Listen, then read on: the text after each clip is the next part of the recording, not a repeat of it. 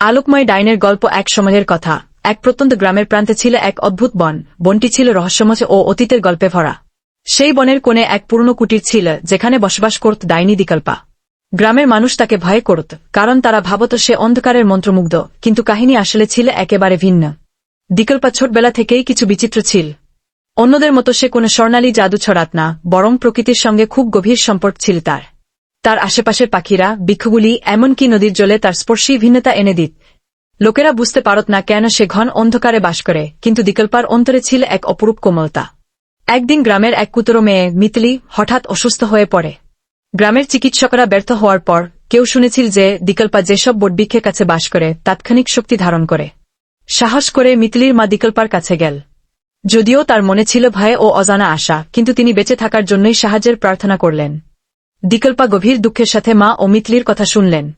তিনি মনে করলেন, এখনই সেই সময় এসে গেছে যখন কেউ আমার প্রকৃত ক্ষমতার সদ্ব্যবহার সম্পর্কে জানতে পারবে। তিনি মৃদু ও মতামচ কণ্ঠে মিতলিকে কিছু জাদুকরী মন্ত্র পড়ে, যাদের সাথেই বৃক্ষগুলি, পাখিরা সকলেই মিলে আশীর্বাদ ও চিকিৎসা শুরু করলেন।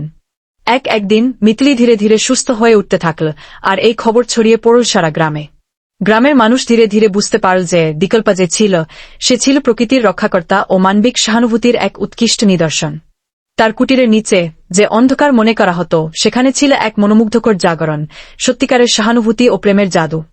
আর গ্রামের সন্তানরা দিকল্পার কাছ থেকে শিখল যে প্রত্যেকের মধ্যে আছে ভালোবাসা ও ক্ষমতা, যা অন্যদের সাহায্য করার জন্য কাজে লাগানো যায়। এভাবেই ডাইনি দিকল্পা শুধু এক রহস্যময় আর ভীতিকর চরিত্র হিসেবে নয়, বরং মানবতার ভালোবাসা, সহানুভূতি ও প্রকৃতির সাথে নিবিড় সম্পর্কের প্রতীক হিসেবে স্মরণীয় হয়ে রইলেন।